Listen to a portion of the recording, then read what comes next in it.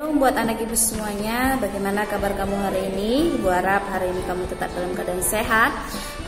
Untuk pembelajaran kita hari ini jangan lupa diawali dengan doa, dan ibu harap juga kamu sudah sarapan dan mandi ya. Nah anak ibu, hari ini kita belajar tema 3, subtema 1 PB1 mata pelajaran IPS dan IPA, itu mengenai kenampakan alam, bahasa Indonesia mengenai kalimat tanya. Selamat menyaksikan video pelajaran ibu berikan. Tuhan Yesus memberkati.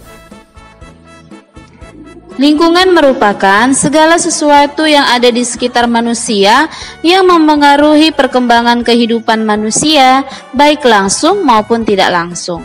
Lingkungan bisa dibedakan menjadi lingkungan biotik dan abiotik. Nah, anak-anak ibu, jika kita berada di sekolah, lingkungan biotiknya berupa teman-teman sekolah, bapak ibu guru, serta karyawan, dan semua orang yang ada di sekolah. Nah, selain itu, berbagai jenis tumbuhan yang ada di kebun sekolah serta hewan-hewan yang ada di sekitarnya. Adapun lingkungan abiotik berupa udara, meja kursi, papan tulis, gedung sekolah, dan berbagai macam benda mati yang ada di sekitar. Nah, seringkali lingkungan yang terdiri atas sesama manusia disebut juga sebagai lingkungan sosial. Nah, lingkungan sosial ini merupakan tempat bergaul yang besar peranannya untuk membentuk kepribadian seseorang. Nah, melestarikan lingkungan hidup merupakan kebutuhan yang tidak bisa ditunda lagi.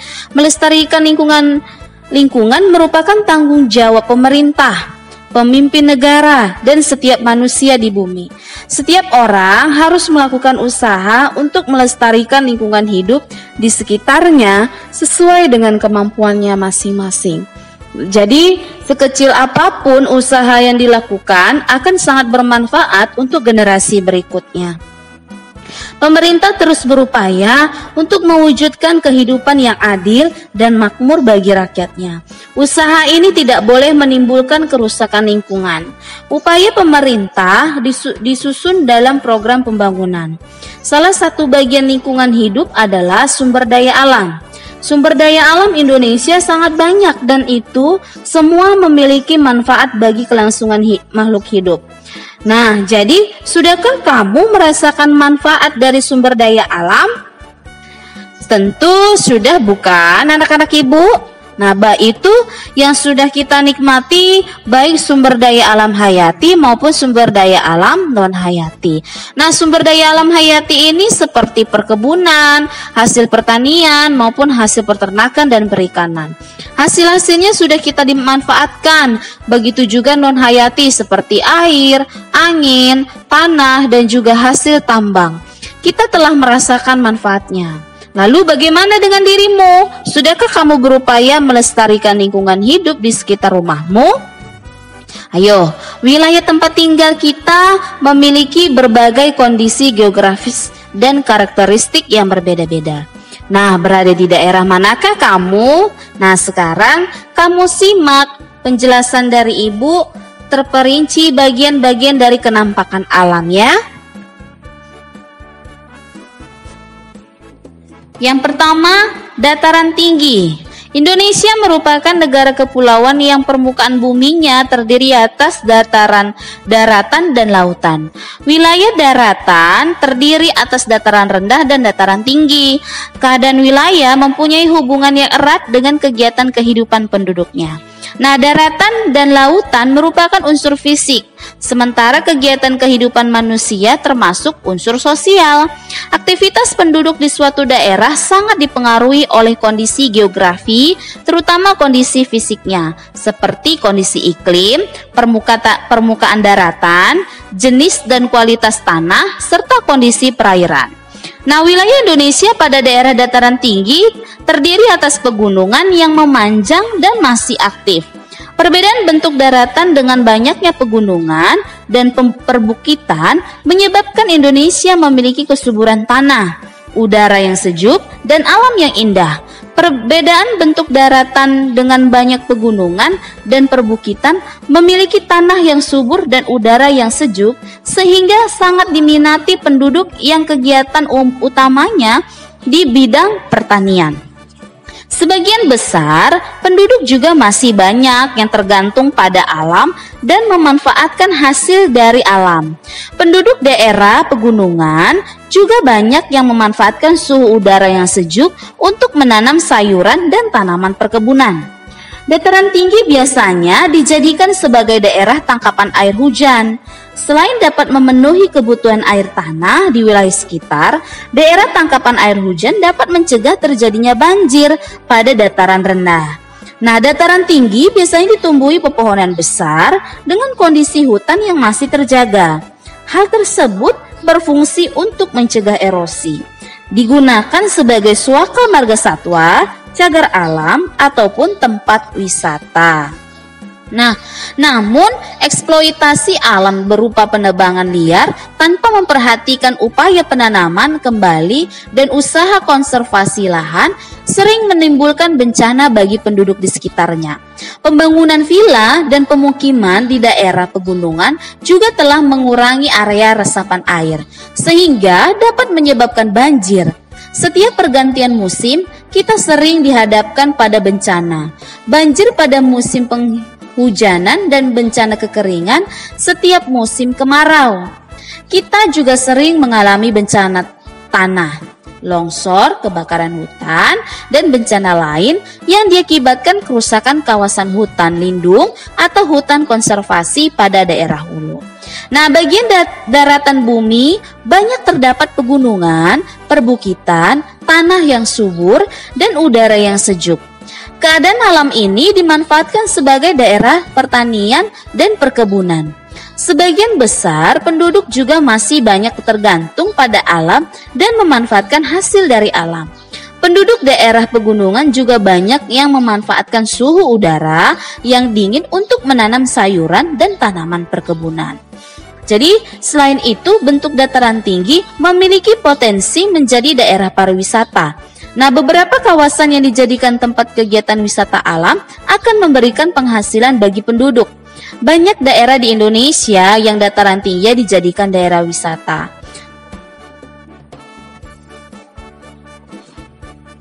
Nah, jika kamu pernah berkunjung ke daerah pegunungan yang dingin, maka akan kamu jumpai bentuk rumah yang berbeda dengan daerah pantai.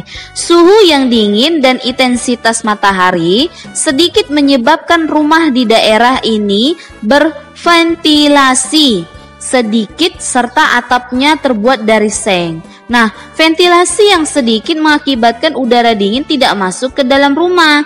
Atap terbuat dari seng agar panas matahari yang diterima dapat disimpan sehingga dapat menghangatkan bagian dalamnya. Jadi anak-anak ibu, pola permukiman penduduk sangat dipengaruhi oleh kondisi keadaan permukiman bumi dan tingkat kesuburan tanah. Nah, pola permukiman penduduk di daerah dataran tinggi biasanya menyebar mengikuti lereng dan berpusat pada daerah yang mempunyai lahan subur dan relatif datar. Yang kedua, dataran rendah. Daerah dataran rendah merupakan daerah datar yang memiliki ketinggian hampir sama. Di Indonesia, daerah dataran rendah merupakan daerah yang penuh dengan kegiatan penduduk yang sangat beragam. Daerah dataran rendah cocok dijadikan wilayah pertanian, perkebunan, peternakan, kegiatan industri, dan sentra-sentra bisnis. Lokasi yang datar menyebabkan pengembangan daerah dapat dilakukan dengan leluasa. Pembangunan jalan raya dan jalan tol serta kelengkapan sarana transportasi telah mendorong daerah dataran rendah menjadi pusat kegiatan penduduk. Penduduk di daerah dataran rendah dapat mengelola lahan-lahan pertanian, memanfaatkan awal musim penghujan untuk pengelolaan tanah pertanian. Hal ini karena kondisi lahan di daerah dataran rendah sangat bergantung dengan musim. Begitu juga kegiatan lain. Penduduk di daerah dataran rendah seperti kebiasaan menggunakan pakaian yang tipis karena suhu di daerah ini panas. Rumah-rumah di dataran rendah juga dibuat banyak ventilasinya dan atap dibuat dari genting tanah untuk mengurangi suhu yang panas. Jadi di Indonesia, penduduk dan segala aktivitasnya hampir semuanya terpusat pada daerah-daerah dataran rendah. Ada pula yang berada di dataran tinggi yang permukaannya datar. Kota-kota besar yang ada umumnya terletak di daerah dataran rendah sehingga jumlah penduduk pun biasanya lebih besar dibandingkan daerah lainnya. Jadi hal tersebut tentunya menimbulkan masalah-masalah sosial seperti pengangguran, polusi, dan penyakit masyarakat lainnya. 3. Pantai. Pantai merupakan bagian daratan yang berhimpit dengan laut. Penduduk daerah pantai mempunyai ciri-ciri yang sesuai dengan keadaan daerahnya. Begitu juga tumbuhan dan hewannya. Berikut tumbuhan yang ada di pantai. Pertama, bakau. Bakau adalah nama sekelompok tumbuhan dari marga Rhizopora. Tumbuhan ini mempunyai ciri yaitu memiliki akar tunjang yang besar dan berkayu, pucuk yang tertutup, daun penumpu yang meruncing, serta buah berkecambah dan berakar ketika masih di pohon. 2. Cemara udang. Cemara udang ini tumbuhan yang memiliki daun dengan ujung lancip seperti jarum dan memiliki batang yang besar serta kertas. 3. Ketapang. Ketapang ini nama jenis pohon tepi pantai yang rindang, cepat tumbuh, membentuk tajuk yang indah bertingkat-tingkat. Ketapang kerap dijadikan pohon peneduh di taman-taman dan di tepi jalan. 4. Pandan. Pandan merupakan segolongan tumbuhan monokotil dari genus Pandanus. Sebagian besar anggotanya merupakan tumbuhan pantai daerah tropis. Daunnya memanjang, seringkali tepinya bergerigi dan terdapat sedikit seperti duri. Yang terakhir 5. Kelapa. Kelapa ini kelompok tumbuhan monokotil atau berbiji tunggal dari marga kokos dan suku aren-arenan. Tumbuhan ini sering dimanfaatkan hampir semua bagiannya oleh manusia. Tumbuhan ini banyak tumbuh di tepi pantai. Anak-anak Ibu, selanjutnya Ibu akan menjelaskan pelajaran bahasa Indonesia mengenai kalimatannya. Nah, kalimatannya itu maksudnya di dalam sebuah kalimat itu berupa pertanyaan. Ibu ulangi, di dalam kalimat itu dia mengandung pertanyaan, ada yang mau ditanyakan. Itulah kalimat tanya. Dan itu sudah Ibu tampilkan pengertian kalimat tanya di layar. Apa itu arti kalimat tanya? Namun untuk mempermudahnya, kalimatnya itu mengandung pertanyaan. Nah, pada kalimat tanya itu, kalau kita mau membuat kalimat tanya, jangan lupa diakhiri dengan tanda tanya. Kalau dia tidak diakhiri dengan tanda tanya, itu bukan kalimat tanya namanya, hanya sebuah kalimat berita.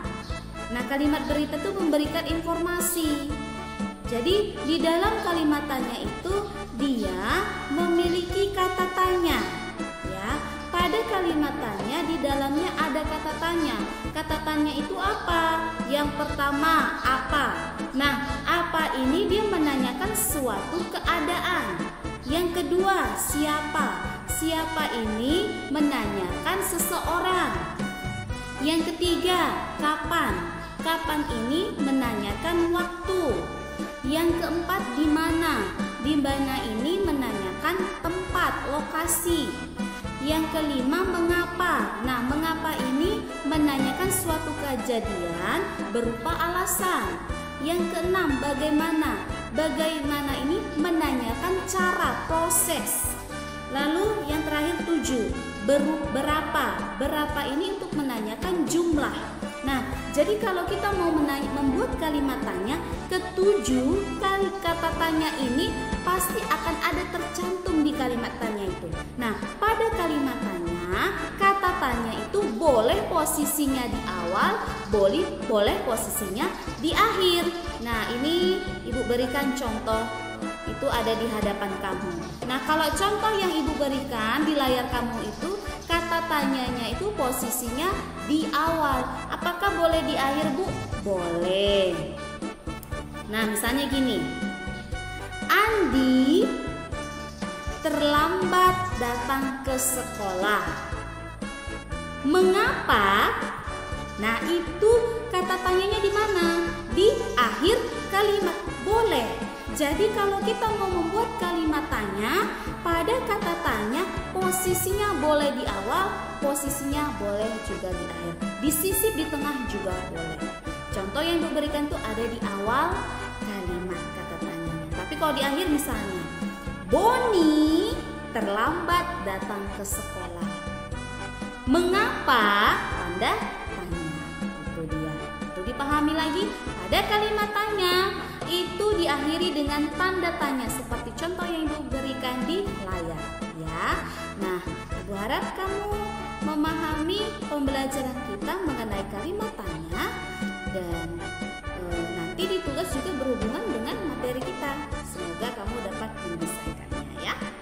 Anak-anak Ibu, kamu baru saja menyaksikan video pelajaran yang Ibu berikan tadi. Untuk tugas kamu itu di halaman 1 dan 2.